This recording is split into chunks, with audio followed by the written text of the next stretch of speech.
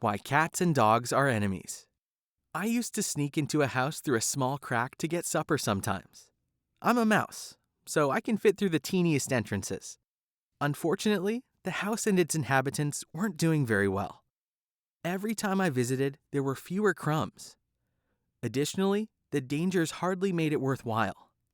They had a cat who was getting skinnier, so I should have known that she would be on the lookout for a tasty morsel like me. Though my nose does twitch, I'm not nosy. But one night, I could not help overhearing an argument. "It's all your fault we're starving," said a distressed woman. "You shouldn't have sold my mother's ring behind my back. All you got for it was an old lame horse." "What's the ring got to do with it?" asked the man. "As I told you, the person who wears that ring will never go hungry." "I don't believe in magic and nonsense," replied the man. "That's why you are so thin and your trousers keep falling down." The conversation was so interesting that I hung around a fraction too long. And then, bam! Everything went black. Am I dead or alive? I thought. But then I heard a voice I recognized. The dog, a mutt who smelled like a rotting blanket, said, "Hey, cat, hang on. Don't eat that mouse just yet." "But I haven't had a decent meal in days," whined the cat. "Neither have I, but the mouse will only satisfy your tummy for a few hours. We can use him to fill our stomachs and our master's stomachs for the rest of our days." "It's a mouse, not a hen. He can't lay eggs," snarled the cat. "No," woofed the dog. "That's not what I mean. The first thing about a mouse is that he's small. So, if we take him to the house where the magic ring is, he can slip inside and get it for us. He'll do this because his life depends on it. The magpie told me where the house is. Let's head off." The cat saw the dog was not as stupid as he looked, so the cat held me in his mouth by my tail and sprang through the window. Off they ran down the alleyway. I was jostled around, but hey, I was still alive.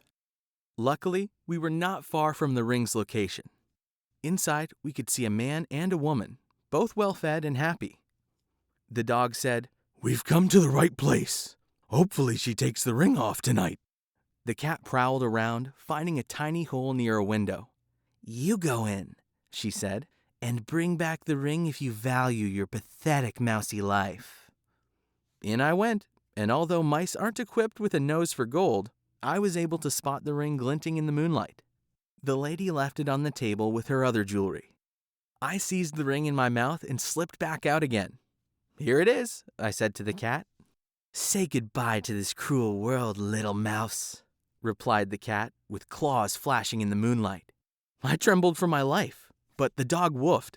"Stop right there, cat. We must keep our word." We returned to the town. This time, the cat went over the rooftops while the dog ran down the alleyways. I went home to my nest for a good sleep. A few weeks later, I was going past the house where the cat and dog lived. I looked through the window. The human couple was having a feast, and the cat had put on weight. So, I thought, the magic ring truly does prevent hunger. I too deserved a reward for my daring part in the rescue of the ring. So I decided to slip inside for some crumbs.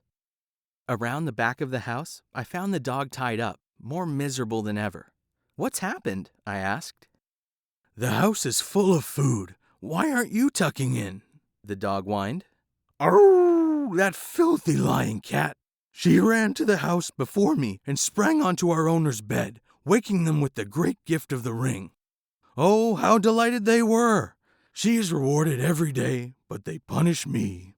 They think I'm just a smelly, useless animal. I'm lucky if they remember to throw me a scrap. Grrr. I shall hate that cat until the day I die, and so shall all my puppies hate all cats forever."